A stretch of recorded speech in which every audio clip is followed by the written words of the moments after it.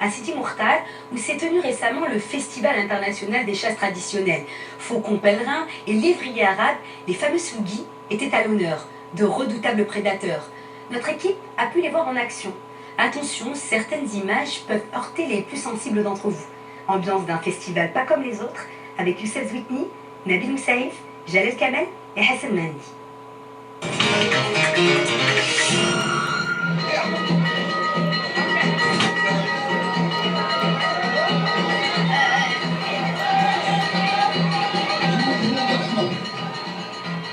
لأن هذه المنطقة عندها تاريخ في تربية الصاروخي والصيد الصاروخي كما أوجه السيد الغزير السيد عامل إدريس الشاوة.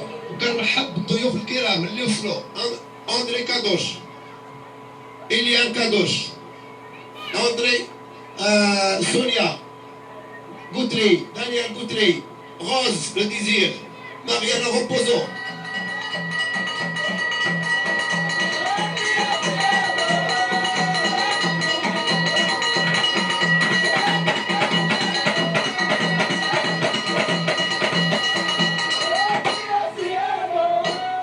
الصيد التقليدي طبيعي، يجب في كل مكان أن يسمح للصيادين أن يصطادوا الأرانب والغزلان مع سلوقي فقط بلا سلاح، مع صقر أيضا، لأن الصقر جزء من التراث العربي.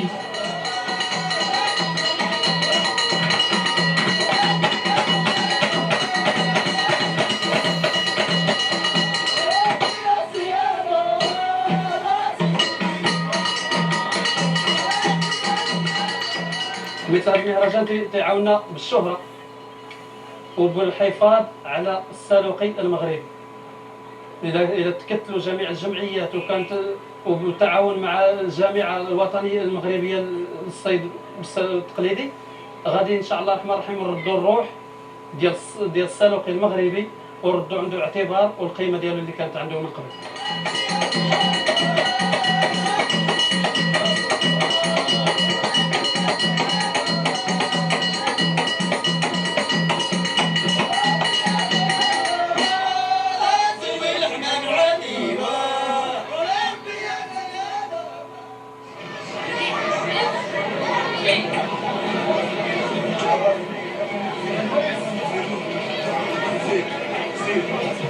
الكلاب عندها انواع وعندها اسماء، وباش يكون الكلب لانه مميز هو على الكلاب بالذكاء ديالو لانه عنده ذكاء خارق.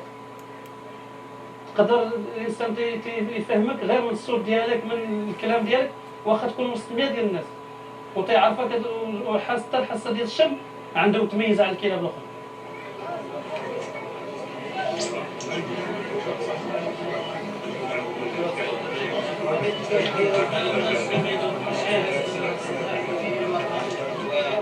كاينش واحد الثقافه نسلوك قدام السلوك. هو الاهم السلوكي هو يربي سلوكي كما كان، يا كان مخلط يا كان زعما كروازي، ولكن ما كايناش الثقافه ديال ما يربي السلوكي المغربي الحر. وانا تناشد جميع الرماة هنا من سي مختار باش نحاولوا يحسنوا السلالات المغربيه الحر. والدينا حنا كيدو استاذ هكا بركوب الخير، سلام بركوب الخير. ديال الهوايه ديالنا حنا من الاولى ما نجيبش من ولد الولد لا باقي فيها حنا.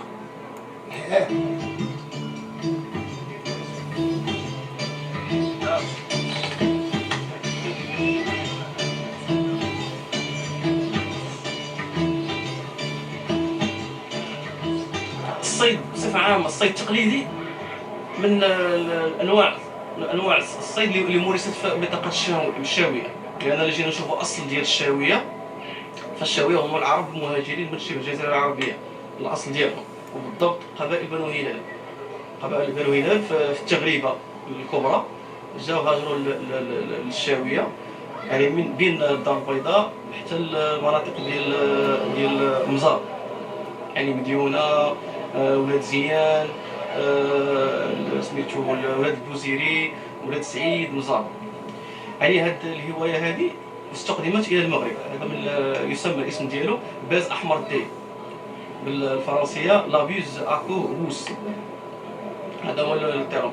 هذا لو فوكون بيليغان في الليل خصك تشدو واحد الساعتين ولا 3 السوايع ديال الساعات، وانك تحك ليه بهذه الطريقه باش يمكن هذا الصقر يبدا يرتاح لك وكيشوف وداكشي كتعامل معاه مزيان.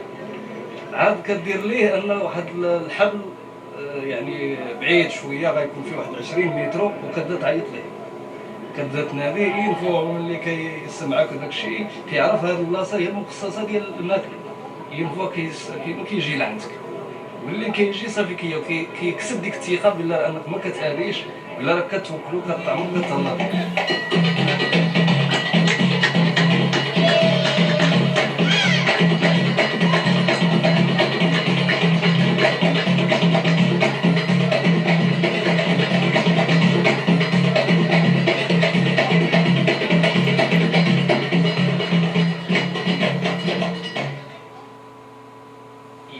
Il y a une dizaine ou une douzaine de lévriers, Sougi, Galgo ou autres, qui sont en fourrière parce qu'ils ont été pris, je ne sais pas si c'est dans la région des Slavna ou ils ont été pris par un garde-chasse, donc les Sougi doivent servir à quelque chose.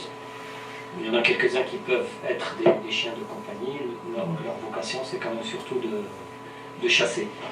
Ils doivent chasser. Pour le moment, la chasse est pratiquement assimilée à du braconnage, sauf de temps en temps quand on a une autorisation sur les renards ou sur les chacals. Le Haut Commissariat des eaux et forêts, c'est la seule responsable de ça. C'est elle qui va, pour résoudre ces problèmes. C'est le Haut Commissaire. Pour éliminer même l'ODAL de 1923 qui interdit le slogan de chasserie. Quand même, c'est patrimoine national. Bien sûr.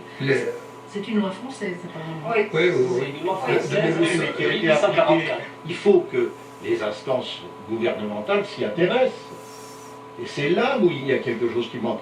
Tu me parlais il y a quelque temps de faire reconnaître le Sougi au patrimoine mondial. Ok, mais d'abord il faut commencer à le faire reconnaître au niveau national. Je suis tellement passionnée qu'aujourd'hui j'ai 28 Slougis, dont 9 bébés, et je suis entourée, je vis avec mes Slougis, vraiment. Voilà, ici au Maroc, oui. J'ai quitté la France pour le Slougui. Je suis venue au Maroc m'installer pour que mes Slougis viennent dans le pays d'origine. Le plus important, autoriser le slogan. Maintenant, elle cherche à sauvegarder le chacal.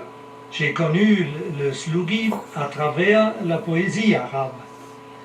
Et quand je suis venu au Moyen-Orient, j'ai essayé de retrouver les expériences que les poètes arabes ont décrites. C'est un animal très très noble, magnifique.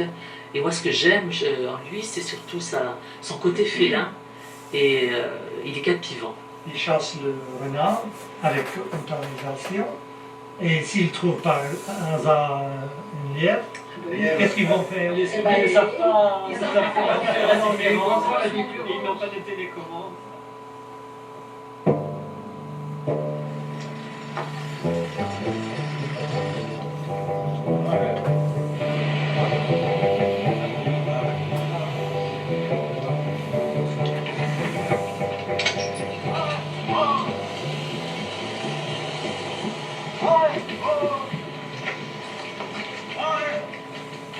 التعريف ديال الصقر ضروري باش هاد الهوايه، لانه كاين بعض الناس كيجهلوا هاد الهوايه. الاغلبيه ديال الناس كتعرف غير دابا المناطق ديال الكوالا، والناس اللي حيطين بهم هما اللي كيعرفوا تربيه الصقر. كاين اللي سميتو ربما يشوف الطير يقول لك هذا نسار ولا يقول لك شي حاجه، مزيان يكون التعريف ديالو وتزيد بهاد الهوايه بزاف. هادشي اللي حنا كنقلبوا، يعني مثلا يكون شي مهرجان ان شاء الله يكون دولي ان شاء الله، شي حاجه كبيره ان شاء الله.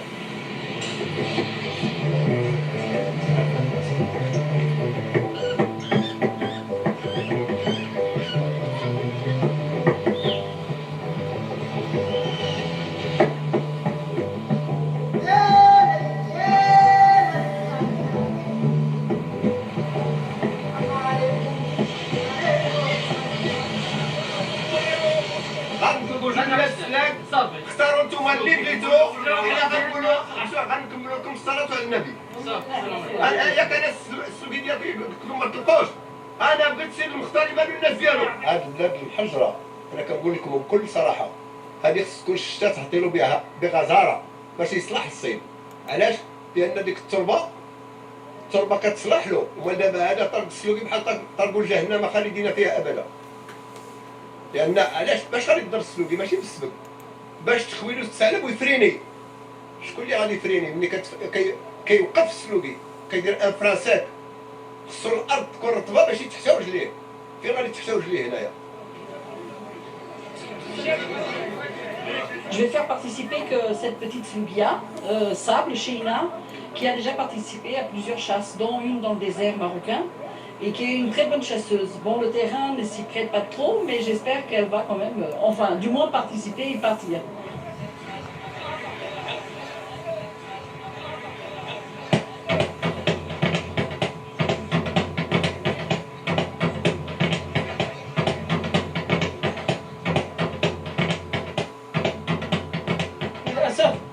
اليوم كنا غنتفرجوا غير بجوج تسلايك مع واحد الثعلب، وتنتفاجئ بناس اخرين ما داخلين لا جمعيات ما داخلين تحت نظام تحت اطار، وطلقوا لنا سلاك من جهه اخرى هما اللي فسدوا لنا هذا. وما كانت غتكون فراجه زوينه.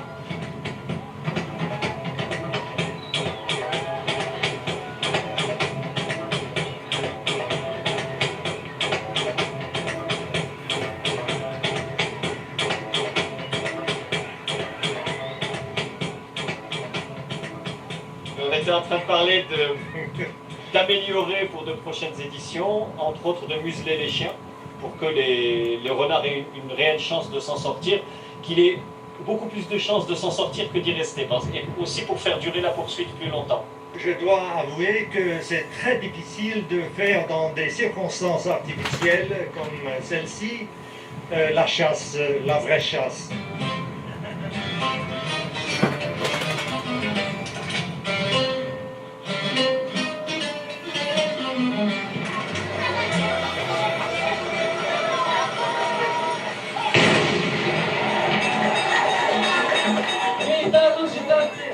جمعية تصريف للصيد التقليدي نوزع جوائز تقديرية.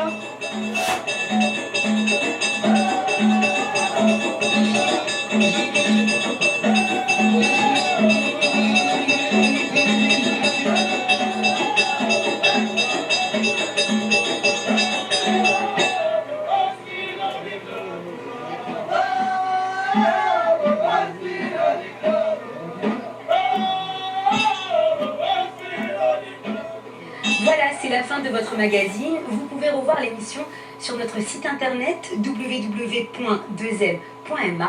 N'hésitez pas à interagir avec nous sur les réseaux sociaux et ainsi à nous faire part de vos commentaires. Merci à tous ceux qui ont préparé cette émission. Merci à vous pour votre fidélité. Au nom de toute l'équipe de Grand Angle, je vous souhaite une très bonne année. Je vous retrouve le mois prochain. D'ici là, portez-vous bien.